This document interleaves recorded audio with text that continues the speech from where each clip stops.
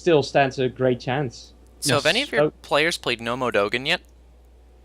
Nomu Dogan. I don't think so, no. Because he took a very convincing 2-0 over. Who was it that he played? Shotgun? He played against who was it again? JJ Nara. Yeah, who apparently is friends with Nomo Dogan, right? He's like a Korean. No. JJ Nara is friends with Gravekeeper, and there we go. And so but JJ Nara is also a pro Korean Hearthstone player. Yeah, so it's a very impressive. Playing like a week ago, and he got into God rank in like 2 days. Yeah. So very impressive, very decisive 2-0. Very impressive, and right now he has only lost 1 game. Yeah, JJ Nara and Nomo Dogan was really the player I was trying to highlight here. Definitely someone who's rising through this particular qualifier. Oh, no most one's heard of definitely. him. But to be fair, Nomo Dogan got top decked also so hard that game. Oh, yeah. I mean, RNG definitely favored him, but that game 2, he just absolutely crushed. Game 2, he just crushed with his green deck. So yeah, Nomo Dogan, I feel, is making a very good stance here right now. Yeah, definitely a player to watch out for. So Cubes, what do you think about the people that got through yesterday? Did you expect these results? I definitely expected King Dance to go through. When I was like initially building the team, I knew, like, after I talked to Hithlum, I was entirely sure that the team already by that point was going to have a high quality amount of players. I actually believe that currently in the team, I am probably the worst skilled player, like in just playing the game. I wouldn't say I'm the worst deck builder on the team. Well, I would also say that you're the player that probably played the least. I think successful teams and players in general definitely need those who are strong at deck building, those who are strong at managing teams and analyzing the meta. There's more than just like being good at playing the game that goes into success. So don't feel bad if you aren't the best. No, I don't feel bad. I know where my strength lies, and my strength lies in having played the game for this amount of time and bringing that experience to the team. Hithlum has done that as well. I actually found a really old video of like my old past highlights of me versus Hithlum in when the game was still a browser-based game. In alpha, wow. When I didn't know who he was, which was actually really funny. I immediately whispered it to him and like, hey, cool. rank 1, get decimated. Because I ended up winning the match and I didn't know who he was at the time. That's funny. So I said that at the end of the stream, or at the end of the highlight, which was really amusing to me. But yeah, I mean, already by that point when I found Hithlum, I knew that the team was going to have a very high standard of players in it. And definitely, like, I looked at who was at the top of the leaderboard and who I had talked to the most. Because I'd actually talked a fair bit to Hithlum. I was actually considering Cappuccino very early on, but it was very awkward to include him into the team because he streams so much, and it then becomes an issue for him to keep some of the things that we have talked about internally away from the stream. But at the end of it, when we were sitting at 5 players and I was still talking to Capu a lot, I asked the others, "Hey, are you okay?" And they're like, "Yeah, it's fine." I think it would be a good idea. And then I talked to Capu about it.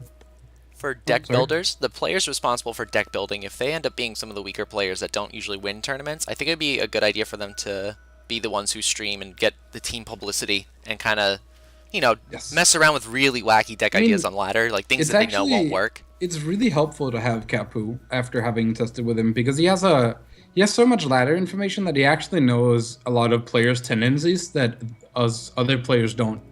Especially Helios and Hithlum, who only play like the top couple of players, right? Whereas Capu go from like number 10 to number 80 and that kind of range. And that back to 10. He goes precisely all the way over the ladder. Oh yeah, so he's crazy. Because he plays so much, he has like an in-depth understanding of certain players or certain like preferred play styles in the general meta that the rest of us don't. So. But I feel also because a lot of these players are actually old players of the game, and I think that Cappuccino also brings a fresh perspective to the team. Very much.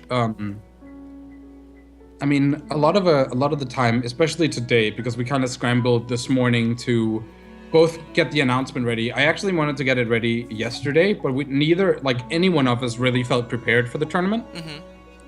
Because, like, we suddenly went from 10 minutes back to 12 minutes, so we had to, like, wildly reconsider what decks we were bringing, and then go back to our earlier testing, which we hadn't tested against some of the newer decks in the format, especially green, and then test it against that, and see how good they were and tweak it and that kind of stuff. So I simply didn't have the time, nor did the rest of the team. I actually had Cap who helped me make the announcement because he's better at writing English than I am, being a native speaker.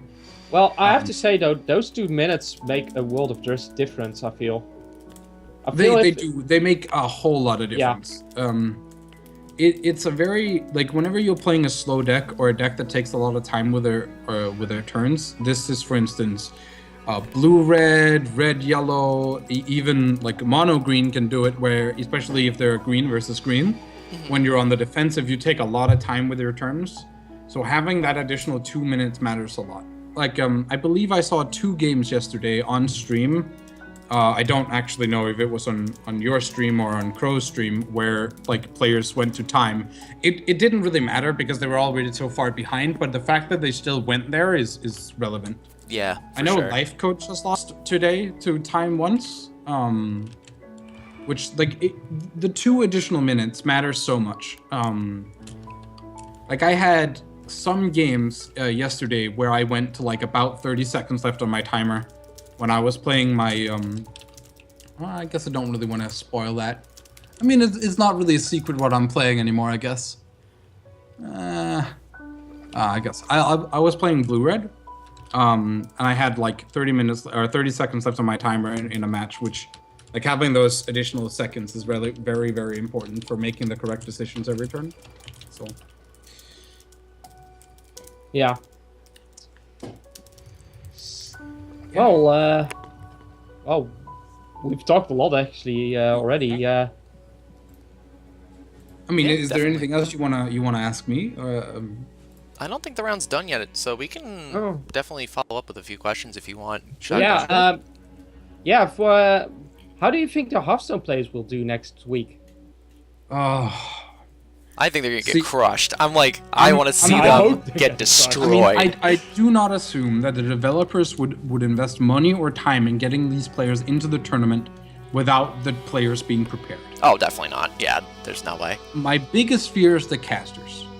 Because no matter, I've seen Aquablad actually play the game and stream it, right? Mm-hmm. Yeah, and he watches a lot of he tries to watch a lot of streams and follow the meta.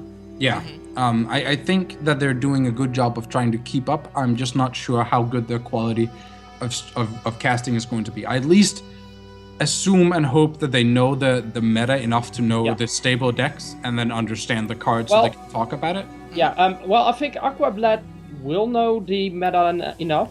I do trust Aquablad. Lofa will probably have less knowledge, I feel. Yeah. But the thing that Lofa brings is experience from his previous casting. Yes. And the thing here is most times you have an analytical caster and someone I like to call it a showcaster.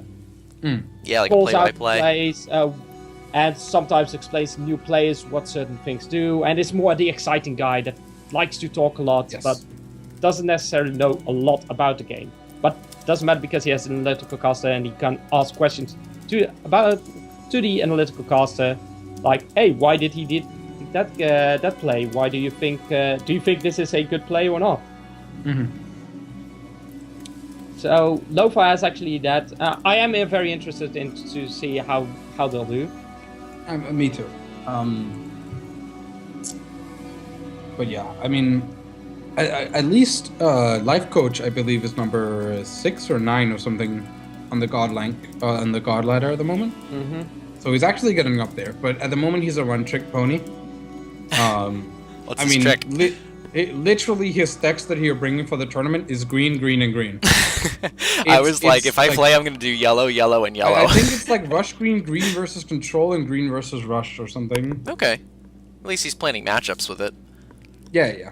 One color doesn't necessarily mean that you're super narrowly skilled, but it just means that you're predictable. Mm-hmm. Yeah. Within a certain within a certain spectrum, right? But I hope that all the Hearthstone players are well prepared for the tournament. Yeah, I think so. I think they will be. Yeah, especially with the money on the line. The pros can win the money too, right? Yes. Yep. Okay, so yeah, they'll definitely be well prepared. Yeah, we already seen Life Coach actually join this tournament today. Yeah. And It's actually interesting because we're discussing because we faced each other early. So we wanted Life Coach to go 6-0 because he's not allowed to qualify from this qualifier, which means there's an additional spot for anyone going 5-0 or 5-1. Mm-hmm. So, I mean, it's relevant. It's kind of amusing that it's relevant.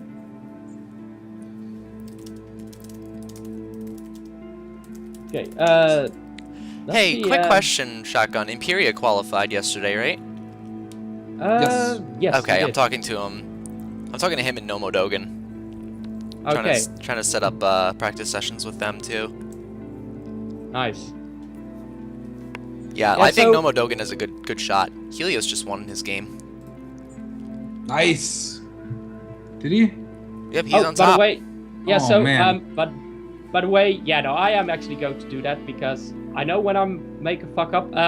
So in the first game with Joyful Rogue, that I called out a misplay. I said like, yeah, no, that's definitely misplay when he traded his Gyrodon into the Apex Predator and did nothing else with it. I was thinking like, oh, he's setting up for that, but he's not really following it up, so he threw that away. Apparently, though, he knew that the Gyrodon would most likely get died because he knew the Tried Banquet was in his hand. Okay. And I probably missed that somehow. I'm sure I missed it too. Yeah. So apologies, Joyful Rogue. Yeah. We casters sometimes also make giant f-ups. So yeah, there we go. Everyone can miss everything, right? It's a slap on the wrist for me. Yeah. Even though you're walking on a red carpet, you can miss a pebble, Yep. right? Exactly. So how do you think these streams are going? I don't know. I if have you have watched actually them. not watched a lot. I mean, I've watched for the like purpose of scouting other players, Yeah. which Of course, I mean, people can call that scumbag all they want. It's gathering information. it's gathering information. Everyone, like a lot of people, do that, even though if they won't admit it.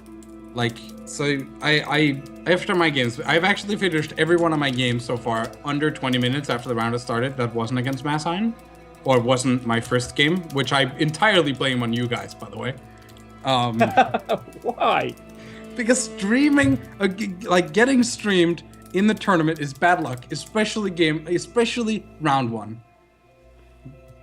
Nah. It's very bad luck. I entirely blame you. You're the reason I misplayed so bad. I like every single turn I made cubes. No, when I played that 10-15 Guardian or a Golem, I was like, I was 100% certain I had clicked on my Grove Guardian. So I wanted to play the Grove Guardian so he couldn't block, and then I was just like, after I passed my turn, I was like, why didn't I just feed the Forested and play the Grove Guardian? I think we should. Anyways, do you have to get back to the. We is the might round need on? to. Let's Well, see. no, yeah, the round is there's still one game or two games going on, Yeah, but 2 games going. we have to choose who we're going to cast next. Go with next game. And yep. I would say right now, well, Who's a lot Callum? of Column and yeah, Weasel. I was looking at Callum. Yeah, Column might be a good choice. Weasel's 4-1, so that might not be so good. Somehow there's only 5 people that have 5-0. Yeah. There's only going to be 5 people at 5-0. So this is where you can gamble at 5-0 if you want to draw. Because if you draw and all the others play, you're guaranteed in, which means like you're guaranteed in, and whoever wins at the 5-0s are guaranteed in. And then if the 5-0 loses to the 4-1, then there's still one 5-1 that goes in. Yep. But if he wins, there's no 5-1 that goes in. But if all of them draw, or 4 of them draw, then they aren't guaranteed in, because then if the 5-1 that is paired down wins, then one of the 5-0s, or X and 1s, gets knocked out, which is then dependent on tiebreakers. So that's Kareth. That's probably not going to want to draw. Yep. So. Very dependent on who they match up with. Yes. Yeah. Okay, so I just took Callum for first and Gareth for second. All right, thank you. And the other streams are going for Mazine and Helios. There is a chance that that we have to, maybe one of us has to go for the second one or not. Yeah, because if your first choice gets matched up with the other one's first choice, then some of you have to go for your second choice. Exactly.